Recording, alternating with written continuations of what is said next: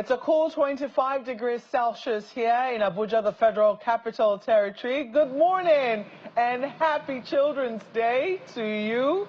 If your parents are still alive, yes, you will qualify as a child. I'm Maokwe Ogunyusu. Well, it's 28 degrees in Lagos, and I don't know, Marco, whether we should just be saying Happy Children's Day or even Happy Grandchildren's Day as well. So if you still have grandparents, maybe we can still say Happy Children's Day to you as well. Amayo Makinde, welcome to the program. Indeed, Ayo. Well, if you have grandparents, as long as you're a child. I mean, someone was telling me, as long as my parents are still alive, I'm someone's child. And even if they're dead, I'm a child of God. So I qualify as a child anyway. Anyways, happy Children's Day to the real kids out there, to the children of Nigeria, to the children of the world. Nigeria celebrates you today. Well, this morning we're going all the way to the Maraba-Yanya axis. We're showing you that skyline this morning. A pretty unfortunate incident occurred along that road yesterday. The FCT Police Command did confirm that it received a distress call and it turned out to be an explosion. They're not yet clear. They haven't quite said what the investigation revealed, but this person was said to be carrying some explosives. The FCT Police Command, while they are asking people to go about their lawful businesses without fear, they're also asking us to be cautious. So this morning in the FCT, we ask everyone to celebrate with care. As you take your children out, if you're going to take them out today, please look around cautiously to be sure that, you know, the environment in which they're in is safe. So just to bring that to the front line, but yes, this road you're looking at takes you all the way into Nasarawa State if you're coming in from the FCT or you're coming in anywhere from the Kogi axis into northern Nigeria. This is one of the ways you can go through, especially if you're going through Nasarawa. So yes, this is a very important road right here, bordering the Federal Capital Territory. Ayo. You know, looking at this picture now, the first picture that comes to my mind is how The Sound of Music was shot in 1962 or thereabout before its release. The opening sequence, you know, it was shot with a helicopter, but not this one, definitely. This is a drone shot. And it's part of the things that people are also saying. Some security experts have also said, look, what if we deploy such unmanned aerial surveillance instruments around a city such as the Federal Capital Territory, which is the seat of power, so to speak. But then, of course, the job of security agencies are clearly cut out for them. In the meantime, let's just enjoy this beautiful view of the city of Abuja leading to a neighboring state.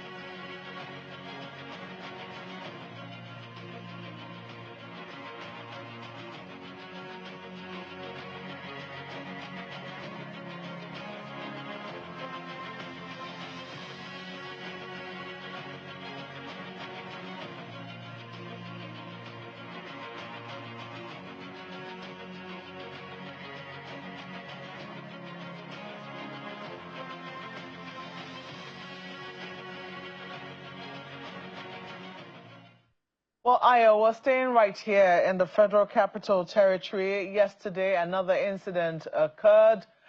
This time around, it was something quite planned. The FCTA authorities, FCT authorities, decided to shut down the premises of those they said were owing ground rent to the Federal Capital Territory Authority. Part of those whose buildings were affected were members of the PDP, whose headquarters were shut down. Now, there are those who have said that the real targets were the PDP members, one of whose members is the Minister of the Federal Capital Territory. However, you know, there were other collateral, collateral casualties. I don't want to call them collateral damage. So you have the FCTIRS, I beg your pardon, the FIRS, not the FCT. The FIRS, yes, the Federal Inland Revenue Service, was also affected by this, as their headquarters too was shut. And a number of other buildings were also shut. We understand that it was so serious the president had to intervene in the matter, and as a result of that, all of the people who are currently owing ground rent have been given 2 weeks. They'll have to pay penalties as well, and I think this is in categories. So for instance, if you're in the central area, you have to pay as much as 5 million naira extra, plus whatever it is you already owe the FCT authorities for your ground rent. If you're in Wuse and Gariki, the rates as the penalties also differ. But 2 weeks is what all the people who are affected by this shutdown have now been given to make their payments. Well, the PDP did not like what happened yesterday. They condemned it in pretty strong terms. They felt that they were the targets. And while one cannot dismiss or remove politics from what has happened, the question remains, are you owing ground rent or not? I think that's where the bone of contention is. The PDP, FCT, beg your pardon, the FIRS is alleged to be owing as much as, 28 years. In other words, these are statutory payments that we all are supposed to make. If you own property in the FCT here, you're supposed to pay your ground rent. It's usually a very pretty negligible amount, not something that people should worry about. But if it accumulates over a period, it can amount to something pretty substantial. And the FCT minister did make very clear that one of the ways he intended to raise money is to make sure that all the people owing ground rent, make their commitments. They pay up what it is that they owe the FCT. Now, while some people might say it is being applied politically, I'm not going to delve into all of that. What we want to urge the FCT authorities to do is to ensure that they make this process seamless for those people whom they're asking to pay, for ordinary citizens, for establishments. Listening to some members of the authorities who were issuing the closures, and who also spoke to the grace period that had been granted those that are currently owing rent, one would also tell them, how have you made sure that this process is seamless for those who want to pay? Do they have to come to your office? At one point, almost all the people who were owing were published in the papers. The papers were so bulky. And I asked myself, if everybody were to go to the offices of the authorities, will everybody be able to make their payments seamlessly? So as much as they're asking people, residents, property owners in Abuja to make sure that they pay their ground rent and do not owe the authorities also have to do something on their part to make sure that this process is seamless, painless for citizens to be able to fulfill their own part of the bargain. I mean, the conversation around politics can always go on as to who or what has been targeted by this, but I don't think that there will be any smoke. I mean, there will be any smoke without fire. If you're not owing, there will be no reason for anyone to come and shut. So the question is, how easy are the authorities making it for people who are owing to make sure that they make their payments? Ayo. The substance of the issue that you have raised, Maokwe, is quite critical. Are you owing ground rents or not? The FCTA had earlier warned that it would begin enforcing takeovers of properties revoked over ground rent defaults. And guess for how long? You mentioned 28 years. The FCTA said they span between 10 and 43 years. And the total bill is coming something in the region of 6.96 billion naira in unpaid dues. And guess how many of these buildings or properties in Abuja? The FCTA lists 4,794 of such properties in the city of Abuja, and a host of them also government infrastructure. Is it that government themselves do not know that they ought to pay or do whatever it is that is needful? I think that is the important thing here. He who must come to equity must come, in clean hands. Whether you are the target or not, default is default. And at some point, someone is going to have to call out whoever it is that is supposed to do the appropriate thing. The appeal, again, Malcolm, let me reiterate, is to make it seamless. I know that one of the payment platforms that government, I don't know whether it's just Lagos or even the federal government, have put out is to pay through Remitter. It's some kind of payment portal that they use, and a good number of things, you know, can be paid through that. Whether or not that is one of the things that the FCTA is looking at, I guess that one, you know, is left to be seen. It's already in use. It's something that even the federal government uses. Use it to pay withholding tax, use it to pay stamp duty, use it to pay all kinds of things. So why not this? So, you know, even for the FCTA. So I think that's the major appeal here. One can also quickly delineate that, you know, the federal government's purse is different from that of the FCTA, understandable, but then can we make it seamless and cut down all the bureaucratic bottlenecks? Because if 4,794 property owners would, you know, besiege the FCTA offices, no matter how many they are, they would certainly be overwhelmed. Has the process become seamless? Now that the federal government, the president, has intervened, giving a 2-week moratorium for people to go do the needful and, you know, resolve their books with the FCTA, is the FCTA also able to quickly put out some kind of intervention to ensure that people can do this from the comforts of their home? It's just to pay ground rents that are due. Even if you have to, you know, negotiate them over the years, pay in batches, especially given what the economy is looking like, I think it is something that should be considered. Are you owing ground rent or not? If you are not sure, nothing stops you from asking. In case you are renting, you are using a rented office, and the ground rent of the building you are occupying isn't paid, sincerely, Markwe, I don't know what to say to them. Neither do I, but here's how it went down yesterday in Abuja during the enforcement. It's day one of the enforcement exercise by officials of the Federal Capital Territory Administration to repossess properties defaulting in the payment of ground rent. The first stop. Somebody has to come and wear this earpiece and understand what it is that I'm saying. I can't hear it. I couldn't hear Ayo.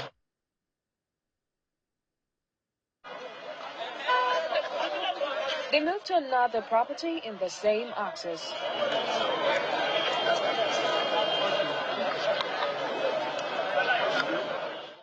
The third stop started calmly and soon generated into an altercation between the team and officials of the Federal Inland Revenue Service.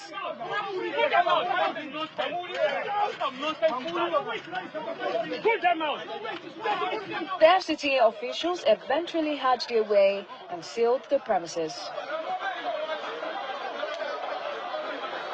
The agency denies owing the ground rent. On the 19th of February 2024, we wrote to the AGs and there's an acknowledgement letter here, telling them to look through our account, reconcile our payments that we made from 2000 to 2023, and give us a treasury receipt. And they have not responded to us, only for them to appear at our offices today without notifying the service. Unrelenting in their pursuit, the FCTA officials proceeded to seal more properties, including a hotel, the headquarters of the National Agency for the Prohibition of Trafficking in Persons, NAPTIP, and the National Secretariat of the People's Democratic Party. We've gone to a number of properties and sealed them, as we did say we will do. This is a copy of the revocation notice and the evidence of service. This is him, served since the 14th of March 2025. The owner of this property, Senator Samaila Maman Kofi, was owing 28 years ground rent. And then FIRS, 34 years. One of them is 25 years. So we keep proper records. When you pay your ground rent, you have to be issued with receipt of payment. Let the FIRS present the receipt of payment issued by the Lands Department or the FCTA. FIRS, too, they claim they own the property. But in our records, they don't. This is the 8th building being sealed off by the FCT administration over non-payment of ground rents. The administration has promised that it will continue this enforcement exercise in order to send a clear message to property owners in the territory that it is no longer going to be business as usual. From Abuja, Kumbi Aboluade, Channels Television News.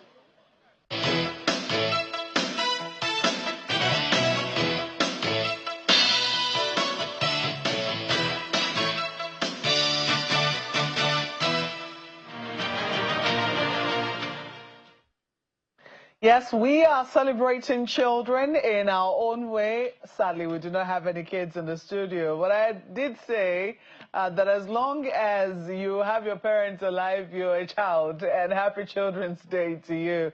But this morning, we're focusing on real children, you know, the special category we call children, people who are well under the age of 18. I want to imagine that would be the definition. This morning, we are joined by the UNICEF country representative, Christian Munduate, in our studios here in Abuja. Good morning and welcome to Sunrise Daily. Thank you. Thank you for the invitation and for celebrating the Nigeria's Children's Day. Indeed, I have been saying to everyone, you know, happy Children's Day. So are your parents still alive?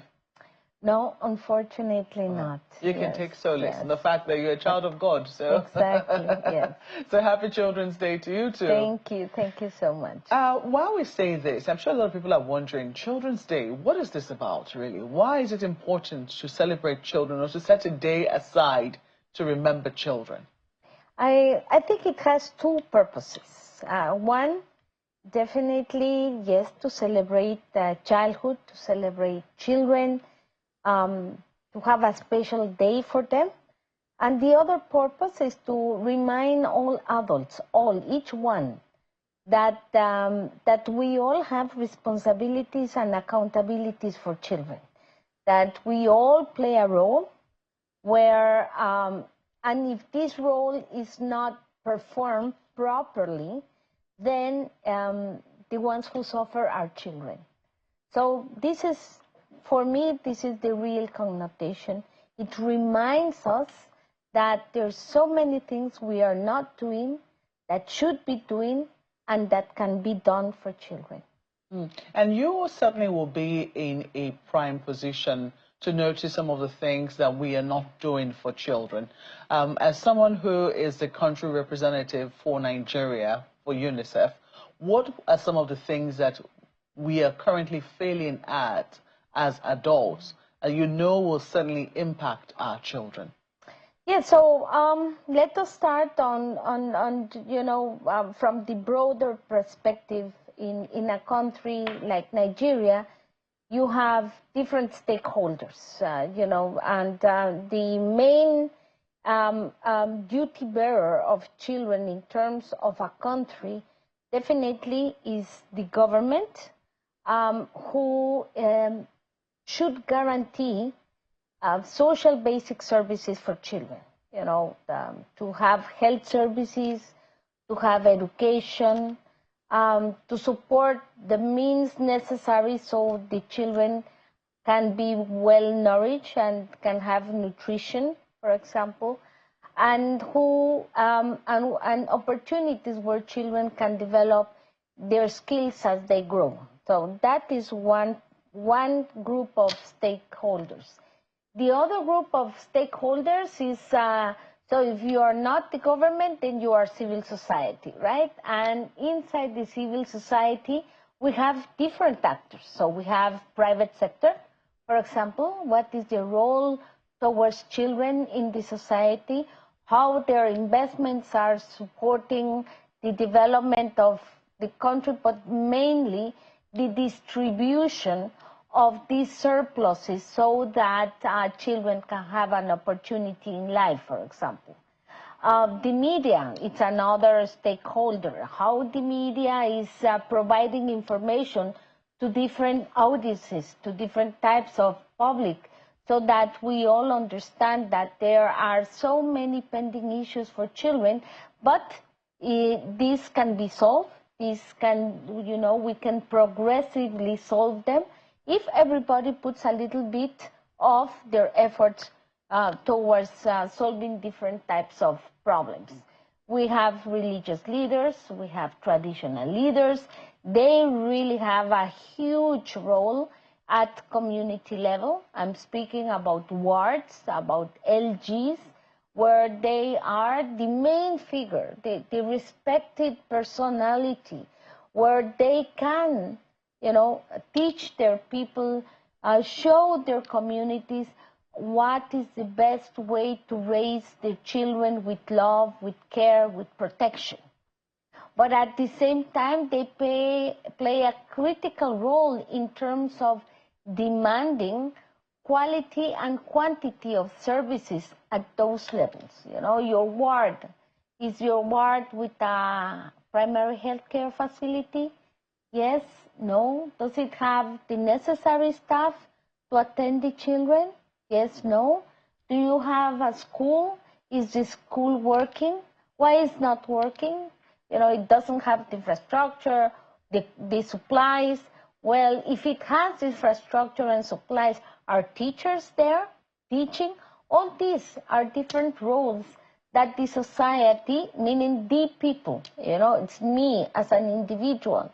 What can I do to support children so that they can have the right to live, to be well nourished, to education, etc., etc. So we are all responsible.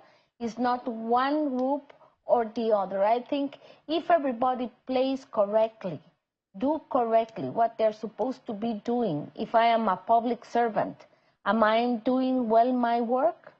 Am I working the number of hours I should be working for children? All these, as you build the blocks, will help to transform Nigeria, as a matter of fact. So you have stated the people that bear responsibility and at the different levels that they do so. I'm sure that when you look at how children generally fare in Nigeria, the results would most likely be mixed. What are some of the areas you wish we were doing better or we would pay more attention to as a people?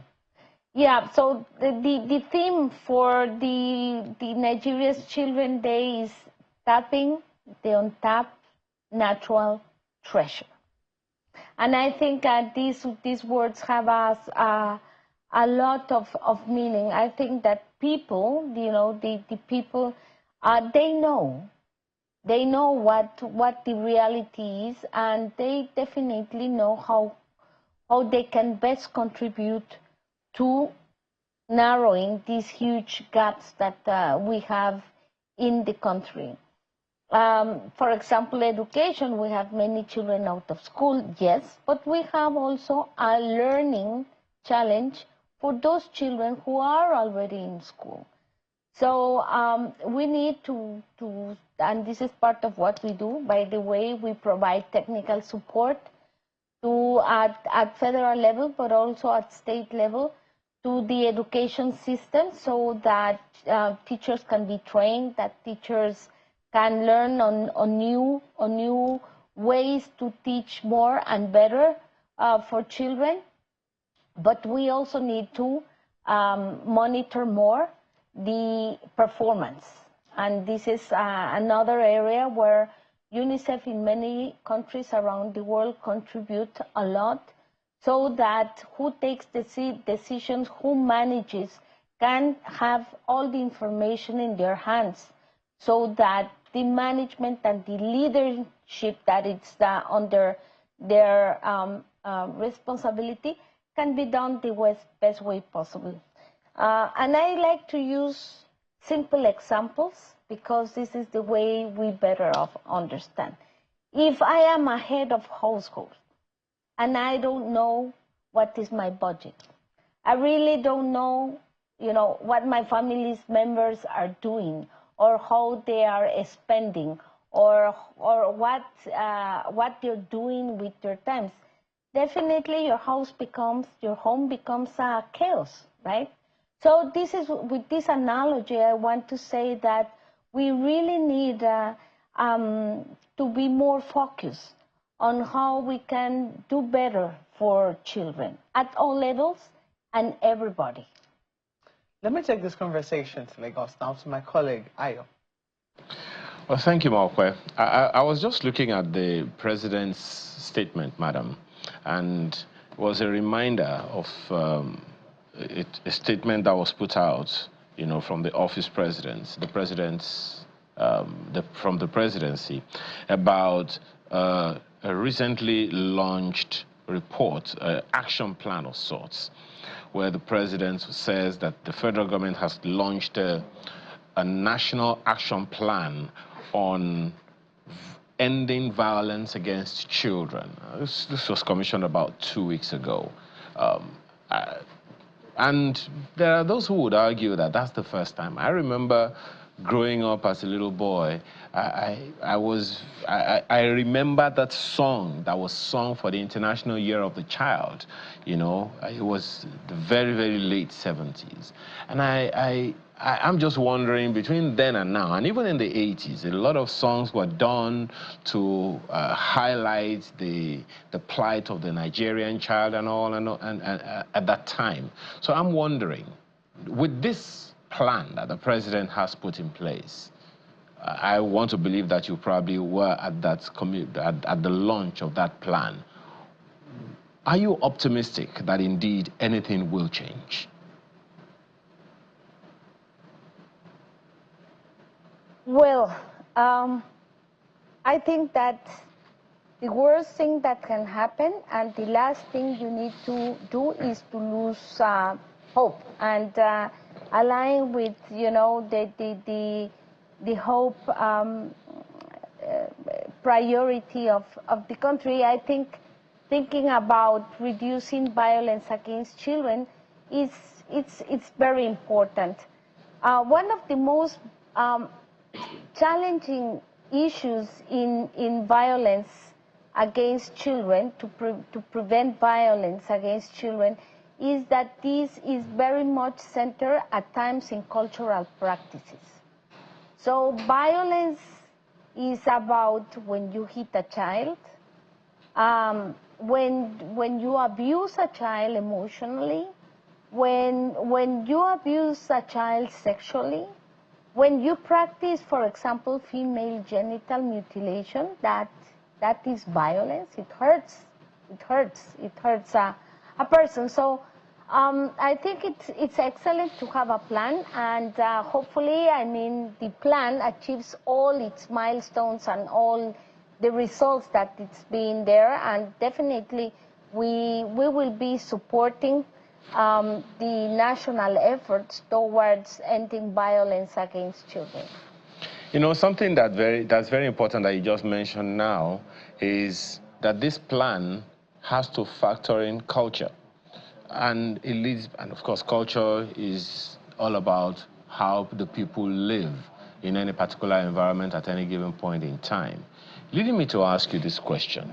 From your perspective and from what you know from all kinds of research and information available to you, do you think that parents, particularly in this climb, do you think parents understand the rights that their children have? Well, not everybody really understands the rights of their children, but I will bring it to a very, again, basic rule of life. I have a right until I don't trespass the right of another human being. And for example, in terms of an adult, I would like to ask, how many adults would like to be violated? How many adults would like to be hit? How many adults would like to be raped?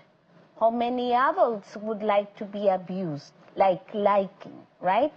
So if we don't like these things for ourselves, then we shouldn't do it against children. And I think this is the basic of the concept of human rights. And the right of a child to be loved and to be cared is the right of any human being. there was a viral video that I saw some months ago. I don't know if you saw it. It happened in a natural reserve on an earthquake. I don't know if you saw it. And a group of elephants, as the earth was moving, the adult elephants surrounded the baby elephants in a circle, like protecting them. And this is nature, right? So for me, this was really something precious to understand, because in a society, in a country, in a community, in a state, in an LGA, in a ward, the most vulnerable human beings that are living in those communities are the children.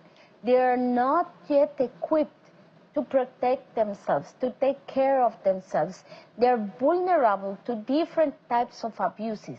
And this is something that we need to understand, and we need to speak with very, simple words, with very simple messages, using the day-to-day life on how we can best, raise the children of our communities. The other thing, and this is definitely important and true, violence brings more violence. If you are a child who have been abused, who have been violated, who have been victim of violence, as you grow, you will replicate that pattern. So it's kind of an endless, it's a vicious circle that it's important to break. Now, you just led me to, you kind of preempted my next question, because we had a guest last week, Thursday, who was saying that, look, whatever we do to the children today, the fruit of it we will reap in another 30 years in society. And you've just spoken to the same thing now, that if we don't, treat children the way we ought to treat them, with respect, with their rights, with their everything, that we're going to reap the benefits in the future. But then, from what you are saying also, we have a chance, an opportunity to do it right now. Now, with this plan, maybe I should ask you, more, directly. Do you see a need to enforce the rights of the child?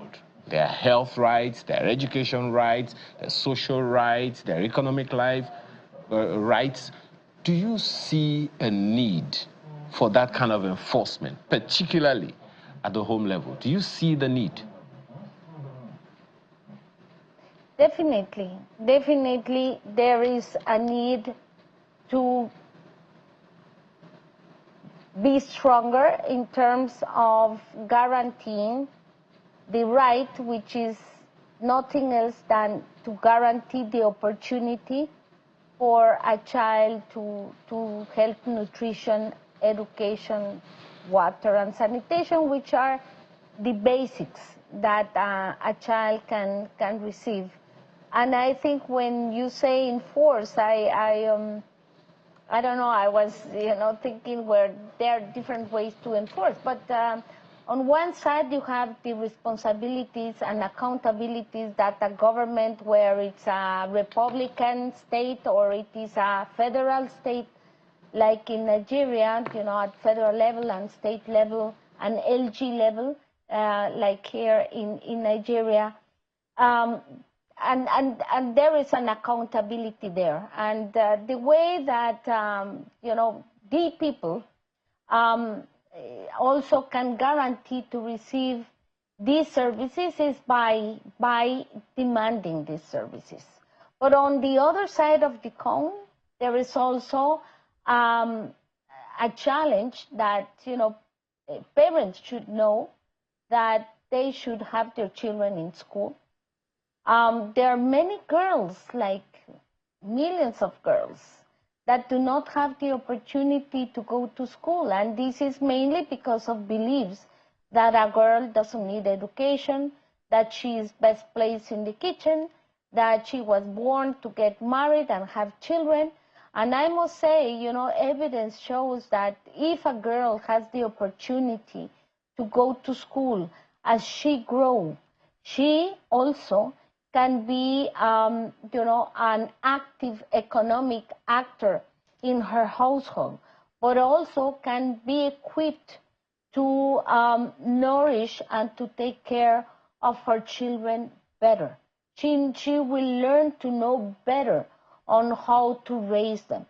So looking at girls' education as something that it's not important, I think there should be a strong call on this, that this is totally wrong.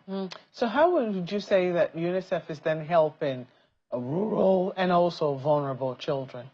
Well, UNICEF does different types of support. So the most left behind communities, we contribute, for example, among others, but we start by providing supplies. We do technical support to the state social services systems. We train community leaders. We work hand by hand with religious and local leaders as well, and we support them, and we give them, I wouldn't say training, but the necessary information so that they can understand why all this is really and very important. We work with parents, for example, on best practices, how to feed your child. You know, there are, for example, many beliefs that a child cannot be breastfed. And this is the best gift of life and love that a mother can give to its children. 6 months of exclusive breastfeeding and then complementary feeding. So we do that. We provide resources, like financial resources, but also equipment. And as one of the UNICEF best assets is our technical knowledge, which is at the service of Nigeria.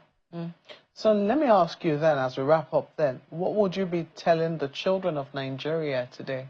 I would be telling the children of Nigeria is to have dreams, to always have this spirit of going and moving ahead.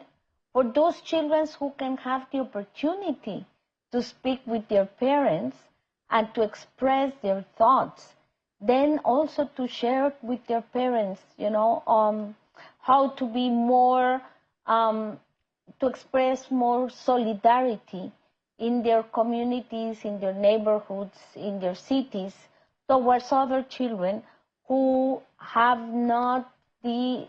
doesn't have the opportunity that they have. Unfortunately, for a child who has so many deprivations, asking the child to be happy in the Children's Day, it's kind of a bit ironic. But children, they by nature are full of love and full of happiness. Once I heard an elder person in my home country, in my community, saying, but these children are so bad. And I say, sorry, there's not one human being that is born bad. It is society who transforms human beings. And this is what I want to say. Children are full of love. Children want to receive love. And children are happy and want to be happy. Indeed, and so we'll do everything in our power today, to make sure that our children, Nigerian children, are happy. We have to thank you very much for coming on the program this morning. Christian Munduate is the UNICEF country representative speaking to us here in our Abuja studios. So we'll certainly catch up with you much later. Thank you once more for coming on the program. We'll take a break and there'll be further conversations even on this Children's Day. Please stay with us.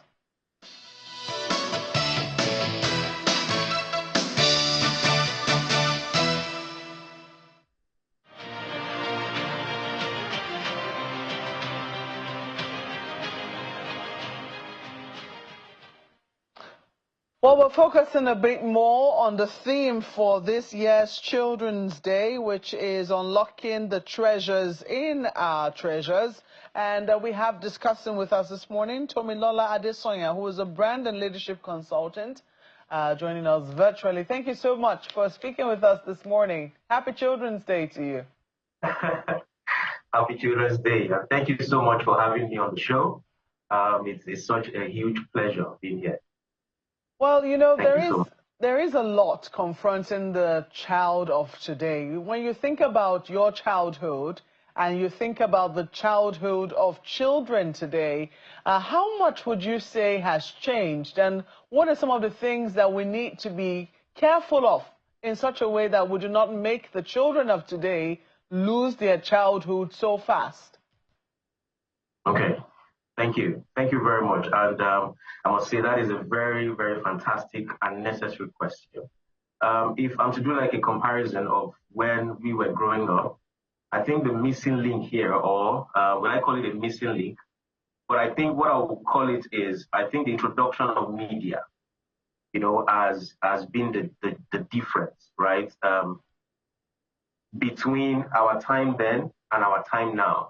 Right, and there's a lot of helicopter parenting where a lot of parents nowadays, they feel they can delegate that role of being a parent, right, to either their nannies, housekeepers, schools, you know, and even the government, right? But I don't think that should be the case. There was once upon a time when we were growing up, and even our own parents, where the adage that says it takes a village to raise a child. You know, it was an important saying back then. Can we still say that now? You know, do I trust my neighbor enough to leave my child with them? Do I trust the people on the streets to leave my children to play football, to play things, to roll tires, to do all of those things now? So I think the game has changed, and it is the introduction of media and that sort of levity and freedom. You know, some weeks ago, I was having a conversation with a couple of parents. And, you know, they were talking about, you know, all these streaming platforms and how parents nowadays just leave their children to watch different things, you know, uncontrolled. And I think that is a huge problem, you know, nowadays that we're facing. Thank you very much. Indeed. I mean, the challenges are a lot. You talked about helicopter parenting. Some people will say, well, maybe that's the parents' way of, you know, having a village. Let me put it that way. But, you know, maybe you want to speak a little more to what exactly is helicopter parenting? Okay. So helicopter parenting is almost when you have like that overview approach, right, to parenting, right? When you look at things and say, okay, is a child, does he eat properly? Does he go to a good school? Do I have all his basic amenities catered to and all of that? So that's in my own words, I'll put it that way. That is helicopter parenting. But we don't have that hand-holding sort of parenting in this our present age, where, you know, parents are saying, you know, when the Bible says, train a child the way he should grow, and he will not depart from it. I think a lot of parents nowadays, we are not really focusing on that aspect of training, of handholding, of mentorship, of leadership, of building capacity in our children. And so I'm a fight fan. I love the UFC and I love boxing. When you see a lot of people that succeed in those areas, right, you see that most of them, people like Floyd Mayweather, for instance, it was the tutelage of his father and his uncle that made him the person that he is. If you look at someone like Tom Aspinall, it is the tutelage of his father that made him the man that he is today. So there is that involvement of the parents, you know, in the lives of the children. It is super, super important. Because the thing is this, if we delegate it to teachers, to governments, to even their nannies, what becomes of these children? Knowing that the teachers come from different backgrounds, knowing that the nannies come from different backgrounds, knowing that different people come from different backgrounds, how are you able to pass down the culture of your lineage to your children? You know, so I believe we have sort of lost, you know, that hand-holding process in parenting in this our current age. Thank you.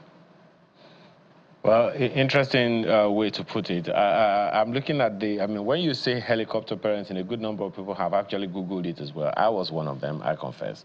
And I see it's what you would say excessive involvement of the children, being overprotective, being not really allowing the children to grow, but literally just, monitoring and guarding and guiding everything that they do. I don't know whether that allows the children themselves to develop capacity, to build capacity. I saw a clip by Brad Williams, an American comedian, saying that, look, he's a little person, and his father knew that he was going to be bullied, so the father bullied him first to help him build resilience, to be able to confront all of these things. Do you see that kind of thing happening? Is it something that is necessary in parenting today to help the children to build capacity, or are we just keeping them from growing, so to speak?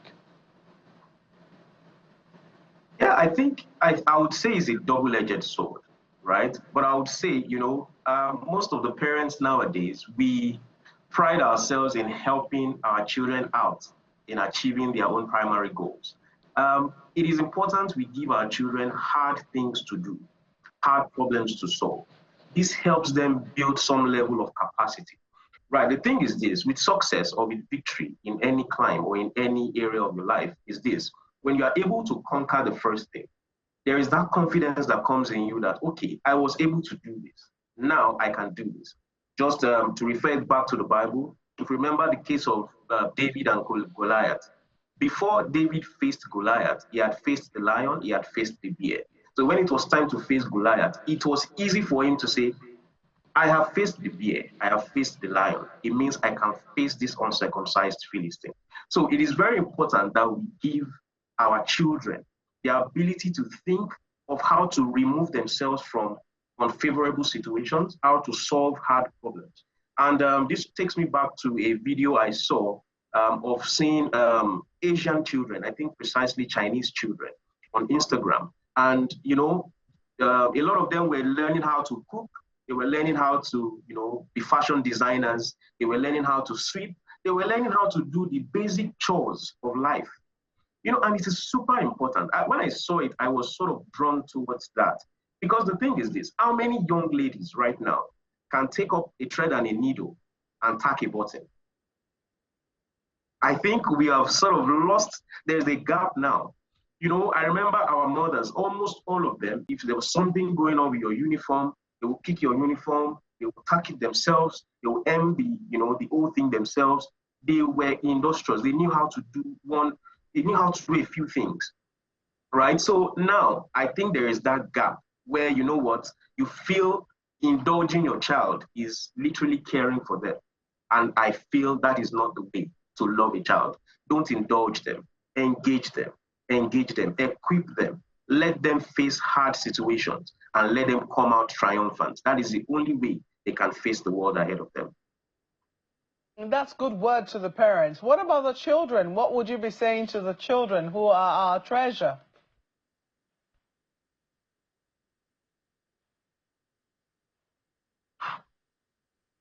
The children, do you have a message for the children? Oh, yes. Children out there, if you're listening to me, you are the future, right? There is so much more you can do. Your dreams are valid, you are strong, you are capable. Lean into your inner strength. Children can do so much more. In fact, you have more capabilities than we adults have. You have the ability to learn multiple things per time. You have the ability to chase, to dream, and the world has not corrupted you. Every child is a plain slate. As parents, I have to involve the parents because the parents are involved. As parents, we need to paint the right image on the canvas of the children's heart. So children, go forth, succeed, you can do it. That is the word I have for the children.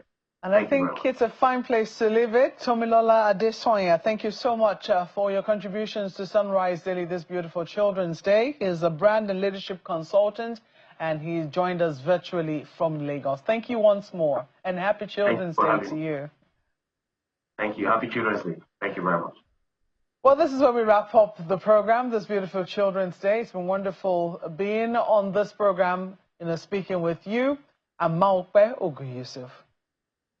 Wish you happy Children's Day. Don't forget there is a child in you yearning for attention. I'm Ayo Makinde. Enjoy the rest of your day.